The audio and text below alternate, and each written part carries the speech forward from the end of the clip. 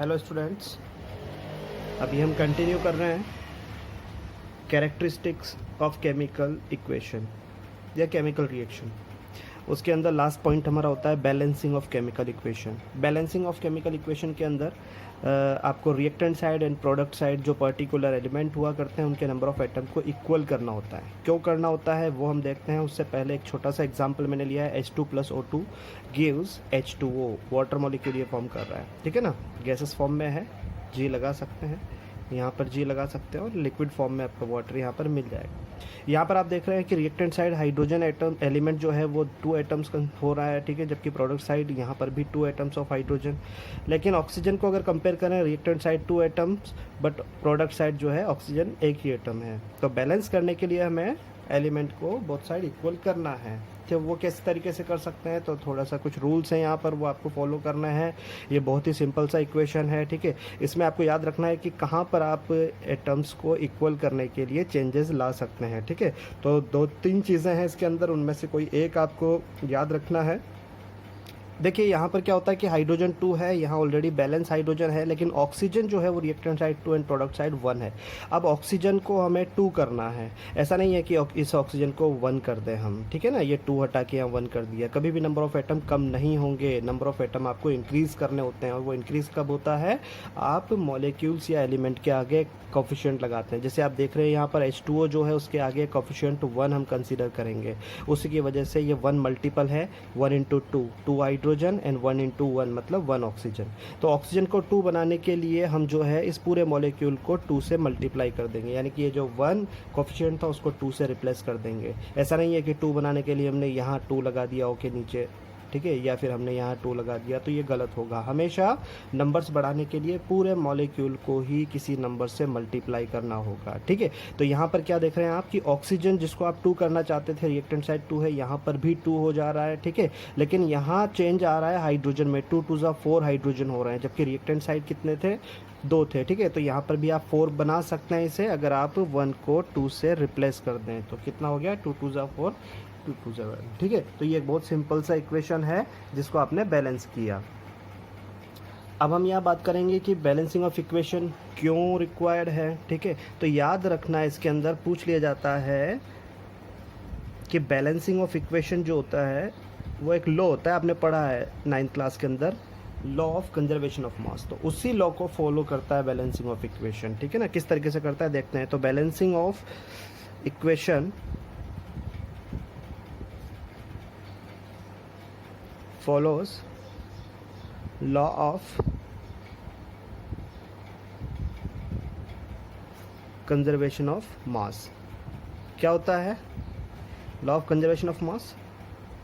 according to law, mass can neither be create nor destroy in any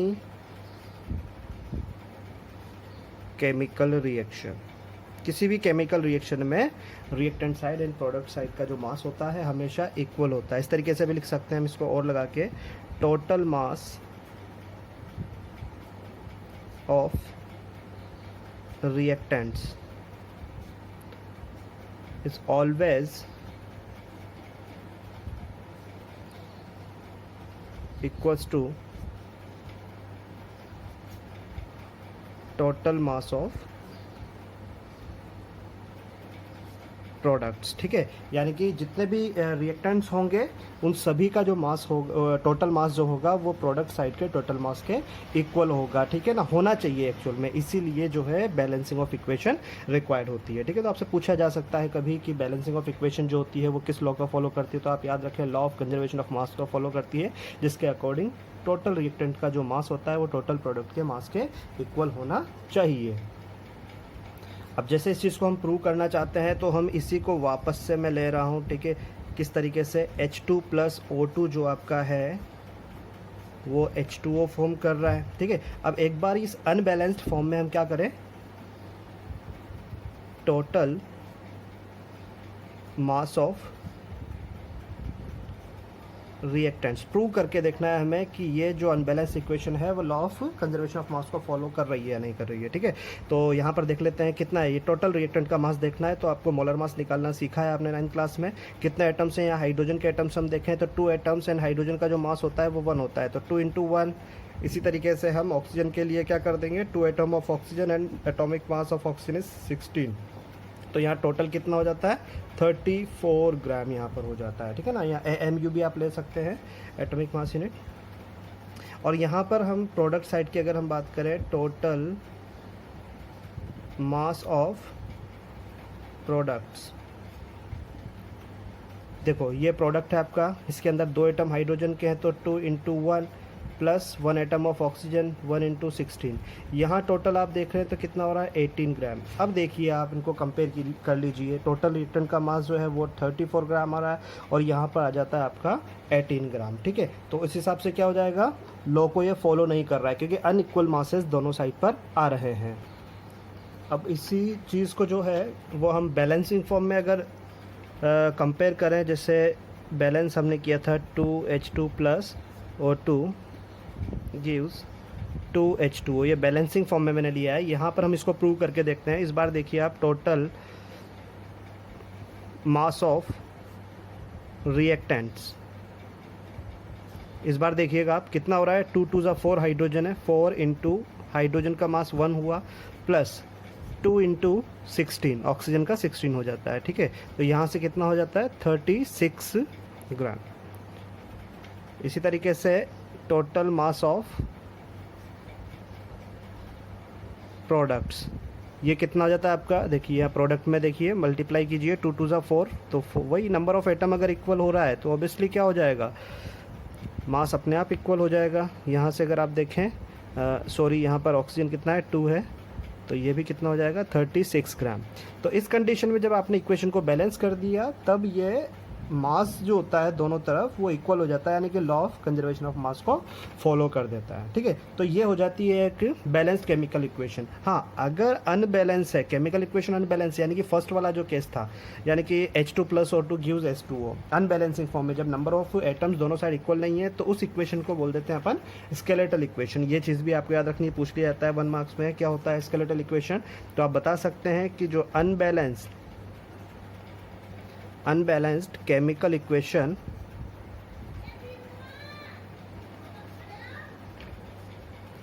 is called skeletal equation. कोई भी एक example दे दिया आपने, बस उसको बैलेंस नहीं करना है। ठीक है, तो ये चीज़ आपको याद रख लेना है कि अनबैलेंस्ड केमिकल इक्वेशन को आप क्या बोल देते हैं, स्केलेटल इक्वेशन बोल देते हैं। ठीक है, तो ये तो हो गई बैलेंसिंग की बात। अब इस पर कई सारी इक्वेशंस हैं, क्योंकि नेचुरली कई सारी इक्वेशंस जो होती हैं वो बैलेंसिंग फॉर्म में होती है, कई सारी रिएक्शंस हैं, लेकिन मैक्सिमम जो रिएक्शंस होंगी वो अनबैलेंस्ड फॉर्म में होती है, और उनमें जो लॉ ऑफ कंजर्वेशन मास है उसको फॉलो करवाने के लिए हमें इक्वेशन को क्या करना होता है, अपने से बैलेंस करना होता है। ठीक है ना, जैसे मैं बात करूँ यहाँ पर, ये चीज़ पूरी हो गई कंप्लीट अपना यहाँ पर। अब जैसे एग्जांपल मैं लेता हूँ तो यहाँ पर C+O2 कार्बन की जब हम बर्निंग करते हैं, जिसको अपन कंबशन बोलते हैं, ये सॉलिड। ठीक है, तो यहाँ पर बस सप्लाई पर डिपेंड करेगा। जैसे मान लीजिए यहाँ पर एक्सेस सप्लाई ऑक्सीजन का लिया है, आपको पता है कंप्लीट कंबशन, इनकम्प्लीट कंबशन, तो ये एक्सेस अगर आपने सप्लाई लिया है ऑक्सीजन का, तो यहाँ फॉर्मेशन होता है किसका, CO2 का। साथ में एनर्जी भी होता है, एनर्जी का बैलेंसिंग में कोई लेना देना नहीं है। ठीक है ना, क्योंकि एनर्जी को हम मैटर कंसिडर करते नहीं है। ठीक है, क्योंकि ना तो कोई मास है ना कोई भी वॉल्यूम वगैरह इसका। अभी यहाँ पर देखिए जब एक्सेस सप्लाई लिया तो CO2, और यहाँ आप देखिए रिएक्टेंट साइड कार्बन 1 है, प्रोडक्ट साइड कार्बन 1 है, reactant side number of oxygen 2 है, यहाँ पर भी नंबर ऑफ 2, तो ये नेचुरली क्या है, बैलेंस है। लेकिन इसी की एक दूसरी रिएक्शन अगर हम लिमिटेड सप्लाई के साथ ले लें, जिसको आप क्या बोलते हैं, इनकम्प्लीट कंबशन, लिमिटेड सप्लाई हमने लिया, तब आपको पता है यहाँ कार्बन मोनोऑक्साइड रिलीज होता है। और ये अगर रिएक्शन हम कंपेयर करें, इसमें reactant side carbon and product side carbon similar हैं, बट ऑक्सीजन के जो नंबर्स हैं वो क्या हो जाते हैं, डिफर कर रहे हैं। ठीक है, तो इट मीन्स ये आपकी स्केलेटल इक्वेशन हो जाएगी, यानी कि ये नेचुरली बैलेंस नहीं है। इससे हम फॉलो करवाने के लिए law of conservation of mass को बैलेंस करेंगे। ठीक है, तो बैलेंस कैसे करेंगे, जैसे मैंने आपको बता दिया कि ऑक्सीजन 2 है, कार्बन तो ऑलरेडी क्या है, बैलेंस ऑक्सीजन 2 है, यहाँ प्रोडक्ट में ऑक्सीजन को 2 बनाने के लिए मैंने बोल दिया। ऐसा नहीं है कि आपने यहाँ 2 लगा दिया, यहाँ 2 लगा दिया। आपको जो भी चेंज करना है वो कोफिशिएंट में चेंज करना है, चाहे वो एलिमेंट है चाहे वो मॉलिक्यूल है। अभी 1 है, ऑक्सीजन को 2 करना है तो आप यहाँ 2 लगाएंगे। चाहे दूसरा एलिमेंट चेंज हो जाए नंबर्स, हम उसको बाद में देख लेंगे। जैसे ऑक्सीजन 2 हुआ और कार्बन भी यहाँ 2 हो गया जबकि यहाँ 1 रह गया, तो इसको हम सिंपली क्या करेंगे, 2 से मल्टीप्लाई करेंगे तो ये इक्वेशन क्या हो जाएगी, बैलेंस हो जाएगी। तो और भी एग्जांपल्स हम यहाँ पर ले सकते हैं। अभी सिंपल एग्जांपल्स हम यहाँ पर कर रहे हैं, ठीक है ना। धीरे धीरे हम इसका क्वालिटी बढ़ा देंगे और बाद में जो है इनको बैलेंस करना थोड़ा मुश्किल होता चला जाएगा, इसलिए वहाँ के लिए फिर हम एक ट्रिक भी देख लेंगे छोटी सी। जैसे अब देख लीजिए यहाँ पर जिंक जो है वो HCl के डाइल्यूट HCl के साथ, जिंक को डाइल्यूट HCl में अगर डिज़ोल्व कर दिया हमने तो जिंक क्लोराइड और साथ में H2 गैस यहाँ पर इवॉल्व हो गया। आप देख रहे हैं स्केलेटल इक्वेशन है, क्योंकि जिंक तो दोनों साइड बैलेंस है, बट ना तो हाइड्रोजन बैलेंस नज़र आ रहा है ना ही क्लोरीन बैलेंस नज़र आ रहा है। तो इसको बैलेंस करने के लिए देखो बहुत ही सिंपल है, ठीक है ना। तो अपनी मैथमेटिकल कैलकुलेशन के हिसाब से ही आप यहाँ डायरेक्टली क्या कर सकते हो, उसको बैलेंस कर सकते हो। आपको पता है दोनों साइड 2 यहाँ पर आप सिंपली 2 लगा देंगे तो हाइड्रोजन भी 2 हो जाएगा, क्लोरीन भी 2 हो जाएगा और कोई अदर नंबर चेंज यहाँ पर नहीं हुआ है। तो बहुत सिंपल एग्जाम्पल हुआ। और एग्जाम्पल आपने यहाँ पर ले लिया, सिंपल एग्जाम्पल अभी मैं करवा रहा हूँ आपको। N2 यानी कि हैबर्स प्रोसेस में यहाँ पर ले रहा हूँ फिर से, अमोनिया फॉर्मेशन के लिए रिवर्सिबल रिएक्शन है ये NH3, ठीक है ना। अभी इसमें देख रहे हैं आप, इसमें दोनों एलिमेंट अनबैलेंस्ड है, ये भी स्केलेटल इक्वेशन है। N2 2 nitrogen 1 nitrogen, 2 hydrogen 3 hydrogen. तो ना तो नाइट्रोजन बैलेंस है ना ही यहाँ पर हाइड्रोजन बैलेंस है, इसको बैलेंस करना है। तो देखिए कैसे करेंगे, नाइट्रोजन को 2 बनाना है तो क्या करेंगे, यहाँ नहीं लगाएंगे बल्कि कोफिशिएंट को 2 से मल्टीप्लाई करेंगे, चाहे हाइड्रोजन चेंज हो जाए। हाइड्रोजन देखिए यहाँ पर, नाइट्रोजन तो हो गया बैलेंस बट हाइड्रोजन कितना हो गया, 3 2 6 हो गया। अब इस 6 बनाना है हमें इसको रिएक्टेंट साइड, तो कैसे करेंगे, 3 कर देंगे। ये कोफिशिएंट अपने 1 को 3 से रिप्लेस कर दिया तो हाइड्रोजन भी बैलेंस हो गया। देखिए आप 3 2 6, 3 2 6, नाइट्रोजन भी 2 हो गया, ठीक है। तो इस तरीके से ये एक इक्वेशन अपनी हो जाती है। अब हम थोड़ा इक्वेशन का क्वालिटी बढ़ाते हैं। एक इक्वेशन में ले रहा हूँ जिसको आप डायरेक्टली भी कर सकते हैं, लेकिन धीरे धीरे जिससे बता रहा हूँ मैं, कई सारी ऐसी केमिकल रिएक्शन आएंगी जिनको डायरेक्टली कैलकुलेट करके बैलेंस करना थोड़ा कॉम्प्लिकेटेड होगा, तो उसके लिए हम ट्रिक देंगे और वो ट्रिक जो है वो इसी एग्जाम्पल की हेल्प से हम समझ लेंगे। एक बार बेरियम क्लोराइड जो है उसको हम डिज़ोल्व करेंगे, या हम कहते हैं कि उसको कंबाइन करेंगे किसके साथ, SO4 थ्राइस एल्यूमिनियम सल्फेट के साथ। तो क्या हो जाएगा, डबल डिस्प्लेसमेंट रिएक्शन के थ्रू, यहाँ बेरियम सल्फेट पहले भी देखा ये इक्वेशन हमने, ठीक है ना। ये बेरियम जो है इस सल्फेट के साथ आ जाएगा, आयन एक्सचेंज हो जाएंगे एक्चुअली, ठीक है ना। एल्यूमिनियम है जो क्लोरीन के साथ आ जाएगा। अब कैसे ये फॉर्मूला बन रहा है, तो फॉर्मूला आपको पता है, एल्यूमिनियम पर 3 चार्ज होता है, क्लोरीन पर 1 होता है, तो 3 इधर आया और 1 इधर आया, तो क्या बन जाएगा, ठीक है। इसी तरीके से बेरियम पर भी 2 होता है, सल्फेट पर भी 2 होता है, 2 से 2 कैंसिल हुआ, डायरेक्ट बेरियम सल्फेट, ठीक है। अच्छा हाँ, यहाँ पर फिजिकल स्टेट आप बताना है तो बता दें। देखिए यहाँ पर दोनों लिक्विड फॉर्म में है, ये आपको बताया था मैंने, प्रेसिपिटेट फॉर्म हुआ था पहले भी, ये इक्वेशन को किया है हमने, और ये अपना जो है वो लिक्विड स्टेट में ही रहेगा। इस इक्वेशन को हम दोनों तरीके से देखने वाले हैं। इस इक्वेशन के अंदर जो है हम इसको डायरेक्टली भी कैलकुलेट कर सकते हैं। जैसे आप देख रहे हैं बेरियम यहाँ पर 1 है, रिएक्टेंट साइड, पूरा रिएक्टेंट साइड आप देखेंगे, ठीक है, उसको कंपेयर करेंगे प्रोडक्ट से। बेरियम 1 है, यहाँ पर भी बेरियम 1 है। क्लोरीन यहाँ 2 है बट यहाँ क्लोरीन 3 है। एल्यूमिनियम यहाँ पर 2 है, यहाँ पर एल्यूमिनियम 1 है। सल्फेट पूरा एक साथ देखना चाहें तो पूरा देख लें, सल्फर और ऑक्सीजन करके देखना चाहें तो अलग अलग देख लें। अभी डायरेक्टली आप कर सकते हैं। यहाँ पर देखिए पूरा सल्फेट आयन जो है वो 3 है, जबकि यहाँ पर पूरा सल्फेट कितना है, 1 है। तो इसको आप डायरेक्टली कैलकुलेट करके भी कर सकते हैं और इसी की हेल्प से ट्रिक भी यहाँ पर समझ लेंगे, ठीक है। तो पहले डायरेक्टली मैं कर देता हूँ। जैसे मान लीजिए बेरियम तो बैलेंस है ही, पहले मैं कैटायन को कर रहा हूँ, ठीक है ना। कैटायन मतलब पॉजिटिव चार्ज वाला। एल्यूमिनियम अपना यहाँ पर 2 है बट यहाँ पर क्या है, 1 है। तो मैंने क्या बोला आपसे, पूरे मॉलिक्यूल को ही मल्टीप्लाई कर दें, कोफिशिएंट आप रिप्लेस कर दें 2 से, तो एल्यूमिनियम 2 हो जाएगा। लेकिन यहाँ पर चेंज आ रहा है साथ में क्लोरीन का, और क्लोरीन कितना हो गया, 3 2 6, जबकि यहाँ क्लोरीन कितना है, 2। तो आप इसको 6 बनाने के लिए कितना कर देंगे, 3 से मल्टीप्लाई कर देंगे। ठीक है भाई, क्लोरीन तो 6 हो गया, बट यहाँ पर बेरियम जो है वो अब चेंज हो जाता है, बेरियम 3 होता है, तो बेरियम को यहाँ 3 से मल्टीप्लाई करके चेंज कर सकते हैं। बेरियम को जब आपने किया तो सल्फेट चेंज हो गया, कितना हो गया, 3 हो गया, थ्राइस किया ना भाई, तो 3 हो गया। यहाँ पर भी कितना है, 3 है। एल्यूमिनियम कितना है, 2, यहाँ पर भी 2 हो गया। क्लोरीन कितना है, 6, यहाँ पर भी 6 हो गया, ठीक है ना। बेरियम 3, बेरियम 3, तो यहाँ बेरियम है, सॉरी मैंने कहीं पर इसको बेरिलियम बोल दिया हो तो ठीक है ना, ये बेरियम है एक्चुअली में, बेरिलियम आपका Be होता है, ये बेरियम है, यहाँ पर बी है, ठीक है ना। तो इस तरीके से आपने इसको डायरेक्टली कर लिया। अब एक ट्रिक यहाँ पर लेंगे और उसी ट्रिक के हिसाब से आगे की इक्वेशंस जिसमें कॉम्प्लिकेशंस थोड़ा होता है, डायरेक्टली करना थोड़ा मुश्किल होता है, टाइम कंज्यूमिंग होता है, इसलिए आप ट्रिक लेके और उसको थोड़ा फास्टली बैलेंस कर सकते हैं, ठीक है। तो इसी को मैं दूसरे तरीके से ले रहा हूँ। तो यहाँ पर जो है देखिए आप किस तरीके से हम यहाँ पर ट्रिक के हिसाब से इसको बैलेंस करेंगे। वही वाली रिएक्शन मैंने वापस से लिए, फिर इसके बाद और एग्जांपल कर रहे हैं, ठीक है ना। कुछ आपको होमवर्क भी मिलेगा यहाँ पर। देखिए यहाँ पर मैंने कुछ रूल लिखे हैं, एक ट्रिक है यहाँ पर। इसमें क्या करना है आपको, बैलेंस करने के लिए दोनों तरफ एक छोटी सी टेबल टाइप बनानी है। टेबल तो क्या है कि यहाँ पर जो है एलिमेंट्स को आप यहाँ पर इंडिकेट करेंगे, ठीक है ना। तो पहले किस एलिमेंट को करें तो उसके लिए याद रखें कि सबसे पहले आपको मेटल मार्क करना है, ठीक है। उसके बाद आपको non metals accept oxygen and hydrogen, ठीक है ना। एक्सेप्ट ऑक्सीजन एंड हाइड्रोजन का मतलब यहाँ पर मैंने, क्योंकि ऑक्सीजन एंड हाइड्रोजन भी क्या है, वो भी आपके नॉन मेटल्स ही हैं, बट इनके अलावा अगर कोई नॉन मेटल है तो पहले उसे लिखेंगे, उसके बाद आप ऑक्सीजन एंड हाइड्रोजन को अगर इक्वेशन में है तो लिखेंगे, ठीक है। जैसे मान लीजिए यहाँ पर इस इक्वेशन को हम बैलेंस करने जा रहे हैं, उसके अंदर मेटल कौन कौन से हैं, तो देखिए सबसे पहले यहाँ पर मेटल, बेरियम मेटल है और एल्यूमिनियम मेटल है। तो सबसे पहले जो है आप मेटल्स को यहाँ लिखेंगे। देखो यहाँ पर आपके ये रिएक्टेंट्स हैं और इधर मैंने लिख दिया प्रोडक्ट। देखो किस तरीके से करेंगे प्रोडक्ट्स, ठीक है। रिएक्टेंट्स में देखिए सबसे पहले किसको लिख लिया आपने, बेरियम को लिख लिया, ठीक है। उसके बाद मेटल दूसरा कौन सा आपका, एल्यूमिनियम दूसरा मेटल हो गया, दोनों मेटल्स यहाँ पर हो गया। अब नंबर आता है नॉन मेटल का, non metal except oxygen and hydrogen, यानी कि यहाँ पर क्लोरीन भी नॉन मेटल है, सल्फर भी नॉन मेटल एंड ऑक्सीजन भी नॉन मेटल, 3 नॉन मेटल है यहाँ पर, बाकी क्या थे, मेटल थे। तो ऑक्सीजन को छोड़ के बाकी अदर जो नॉन मेटल है पहले उनको आप लिखेंगे। तो क्लोरीन लिख दिया, उसके बाद सल्फर, उसके बाद अगर ऑक्सीजन एंड हाइड्रोजन है तो लिखेंगे। बिल्कुल हमारे पास ऑक्सीजन है, हाइड्रोजन तो है नहीं, तो उसको छोड़ देंगे आप, ठीक है।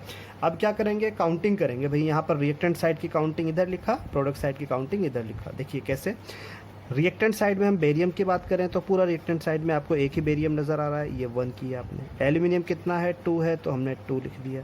क्लोरीन जरा देखिए तो क्लोरीन भी कितना है, 2, हमने यहाँ 2 लिख दिया, ठीक है। फिर सल्फर देखो यहाँ पर 1 है बट होल थ्राइस यहाँ और यानी कि 3 जो है वो सल्फर से और ऑक्सीजन से दोनों से मल्टीप्लाई होगा, तो सल्फर कितना हुआ 3, ऑक्सीजन कितना हो गया 12, ठीक है। इसी तरीके से प्रोडक्ट साइड अगर हम देखें तो बेरियम कितना है भाई, इसी के जस्ट सामने लिखेंगे हम 1। एल्यूमिनियम कितना है तो देखिए आप 1 एल्यूमिनियम हुआ, ठीक है। और यहाँ क्लोरीन कितना हो जाएगा प्रोडक्ट साइड, 3 हो जाएगा, ये इसके सामने 3 लिख दिया। सल्फ़र कितना है, सल्फ़र कितना है भाई, यहाँ पर देखिए 1 सल्फ़र आपको नज़र आ रहा है। और ऑक्सीजन कितना है, ओनली 4। तो इस तरीके से लिखने का मतलब है सबसे पहले आप मेटल्स को बैलेंस करेंगे, फिर नॉन मेटल्स को बैलेंस करेंगे, ठीक है। तो मेटल क्या है, देखिए यहाँ पर बेरियम जो है वो दोनों साइड पर 1-1 है, इट मीन्स ये ऑलरेडी क्या है, बैलेंस है। लेकिन एल्यूमिनियम जो आप देख रहे हैं वो रिएक्टेंट साइड 2 है बट प्रोडक्ट साइड क्या है, 1 है, ठीक है। तो सबसे पहले एल्यूमिनियम को बैलेंस करेंगे। मैंने आपको बता दिया नंबर ऑफ एटम कम नहीं कर सकते, आपको बढ़ाना है, यानी कि यहाँ पर आपको 2 करना है। और प्रोडक्ट साइड 2 करने के लिए आप क्या करेंगे, जो प्रोडक्ट साइड एल्यूमिनियम कंपाउंड होगा, प्रोडक्ट साइड जो एल्यूमिनियम कंपाउंड होगा उसको 2 से मल्टीप्लाई कर देंगे, ठीक है। तो जैसे आपने 2 से मल्टीप्लाई किया, एल्यूमिनियम 2 हो गया, लेकिन साथ में जो चेंजेस हैं उसको भी आप ध्यान रखें। क्लोरीन यहाँ 3 2 जा 6 हो गया, यानी कि क्लोरीन को भी आप 6 बना दें। फर्दर आप देखेंगे स्टार्टिंग से बेरियम बैलेंस है, एल्यूमिनियम बैलेंस है, लेकिन क्लोरीन अनबैलेंस्ड है। प्रोडक्ट साइड 6 है और क्लोरीन यहाँ पर रिएक्टेंट साइड 2 है, तो इसको बढ़ाना होगा, यानी कि 2 को 6 बनाना है। तो क्या करेंगे, जो क्लोरीन कंपाउंड है रिएक्टेंट साइड उसको आप क्या करेंगे, थ्राइस कर देंगे, जिससे ये क्या हो जाएगा, 6 हो जाएगा, ठीक है। तो यहाँ 6 हो गया, लेकिन साथ में चेंज आया है, बेरियम जो है वो क्या हो चुका है, 3। घबराए नहीं बिल्कुल भी, ठीक है। चेंज आपने साथ में कर लिया। फिर से आप देखेंगे कि बेरियम आपका अनबैलेंस्ड हो चुका है और बैलेंस करने के लिए आप क्या करेंगे, प्रोडक्ट साइड पर इसको 3 बना देंगे बेरियम कंपाउंड को। ये रहा बेरियम कंपाउंड, आपने 3 से मल्टीप्लाई किया तो ये हो गया। साथ में सल्फर जो है वो भी आपका 3 हो चुका है। ऑक्सीजन जो है आपका वो क्या हो चुका है, 12 हो चुका है, ठीक है। अब देखिए आप सब तरफ क्या हो चुके हैं, ये बैलेंस हो चुके हैं। तो इस तरीके से आप केमिकल रिएक्शन को बैलेंस कर सकते हैं, ठीक है ना। दूसरा एग्जांपल हम ये नेक्स्ट एग्जांपल अपना हो जाता है, ठीक है। इसके अंदर देखिए आप, यहाँ पर ये लेड नाइट्रेट है, ठीक है ना। पीबी यहाँ पर लेड है, ये पीबी है, 6 नहीं है, पीबी NO3 ट्वाइस, ठीक है। इसको हीट किया आपने तो कौन सी रिएक्शन हो जाएगी, ये एंडोथर्मिक, क्योंकि हीट एनर्जी ये एब्जॉर्ब कर रहा है। तो यहाँ पर lead oxide, nitrogen dioxide and oxygen आपको इवॉल्व होते हुए नजर आ रहे हैं, ठीक है ना। तो इसमें क्या करना है आपको, उसी तरीके से बैलेंस करना है। तो देखिए रिएक्टेंट साइड आपने लेड देखे, आप लेड बाहर है ब्रैकेट से, इसलिए 1 ही कंसिडर किया जाएगा, जबकि नाइट्रोजन 1 है लेकिन ट्वाइस हो रखा है, यानी कि ये 2 हो गया। ऑक्सीजन यहाँ पर 3 2 6 हो जाएगा। इसी तरीके से प्रोडक्ट में आप देखें लेड आपका 1 ही है, नाइट्रोजन जो है आपका कितना है, 1 है भाई नाइट्रोजन, और ऑक्सीजन देखिए आप टोटल करिए 2 + 2 + 1 यानी कि 5 आपका यहाँ पर ऑक्सीजन हो गया। तो सबसे पहले देखिए लेड यहाँ पर बैलेंसिंग फॉर्म में है, और नाइट्रोजन यहाँ पर देखिए आप 2 है और यहाँ पर 1 है। तो नाइट्रोजन जो प्रोडक्ट साइड है आपका उसको 2 से मल्टीप्लाई करेंगे तो क्या हो जाएगा, 2 हो जाएगा, लेकिन ऑक्सीजन चेंज हो गया, 2 2 4 + 2 6 हो गया, +1 7। तो यहाँ पर क्या होता है, 7 होता है। देखिए आप यहाँ पर और एक रूल देखने को मिल रहा है, बैलेंस हो चुका है पीबी, नाइट्रोजन आपका बैलेंस हो चुका है। अब आप देखिए यहाँ पर, यहाँ प्रोडक्ट साइड ऑक्सीजन 7 है जबकि रिएक्टेंट साइड 6 है। अब इस 6 को तो हम 7 किसी तरीके से नहीं बना सकते, क्योंकि मैंने आपको बताया कि कॉफिशिएंट यहाँ पर आपको रिप्लेस करना होता है सिर्फ, और कहीं चेंज आप नहीं कर सकते, ठीक है। अब यहाँ पर एक ही तो रिएक्टेंट है, अब इसको आप कैसे 7 बनाएंगे। तो आपको क्या करना होता है कि जब कॉफिशिएंट 1 है तो उसको एटलीस्ट 2 से रिप्लेस कर दें, यानी कि 2 से मल्टीप्लाई उसको कर दें इसी कंडीशन में, जिससे क्या होगा, ऑक्सीजन जस्ट डबल हो जाएगा, सभी डबल हो जाएंगे, यहाँ पर नाइट्रोजन भी 4 हो जाएगा और पीबी भी यहाँ पर 2 हो जाएगा। इससे सारे अनबैलेंस्ड हो गए, लेकिन घबराना नहीं है, ठीक है। ऐसा होने से आपका बहुत ही सिंपल काम हो जा रहा है। देखिए पीबी को आप कर लें, यहाँ पर पीबी को बैलेंस करने के लिए क्या करना होगा, प्रोडक्ट साइड पीबी मॉलिक्यूल को 2 से मल्टीप्लाई करेंगे, जिससे ऑक्सीजन फिर से चेंज हो गया, 2 + 4 + 2 कितना हो गया भाई, 8 हो गया लग रहा है, ठीक है ना। और उसके अलावा देखिए आप और कुछ नहीं, ठीक है। अब आगे बढ़ते हैं, फिर से देखेंगे पीबी आपका यहाँ पर बैलेंस हो चुका है, नाइट्रोजन अनबैलेंस्ड है, और नाइट्रोजन जब अनबैलेंस्ड है तो प्रोडक्ट साइड इसको 2 करने के लिए इसका ट्वाइस करना होगा, यानी कि जो 2NO2 है उसका भी ट्वाइस करना होगा, यानी कि अब कितना हो गया, 2 2 4। यानी कि हमेशा एक चीज़ सीखने को मिल रही है कि बैलेंसिंग ऑफ इक्वेशन पेंसिल से करें, ताकि आप जब कोफिशिएंट रिप्लेस करना हो तो उसको चेंज कर सके, ठीक है। आपने यहाँ 4 किया, अपने आप नाइट्रोजन यहाँ 4 हो जाएगा, और ऑक्सीजन देखिए अपने आप से चेंज हो गया, 4 2 8 + 2 + 2 करके यहाँ 12 हो गया। तो सारे नंबर्स जो हैं यहाँ पर आपके बैलेंस हो गए हैं, ठीक है। डायरेक्टली करते हैं इनको तो थोड़ा सा टाइम कंज्यूमिंग होता है, बार बार रॉन्ग हो सकता है, इसलिए आप ये ट्रिक अप्लाई करें। अब मैं आपको यहाँ पर कुछ एग्जांपल्स दे रहा हूँ, वो आप खुद से सॉल्व करेंगे, प्रैक्टिस करेंगे, ठीक है। इसके बाद जब आपको ये कुछ टॉपिक्स होने के बाद DPP में दे देने वाला हूँ, ठीक है, तो उसमें कई सारे क्वेश्चंस प्रैक्टिस करेंगे।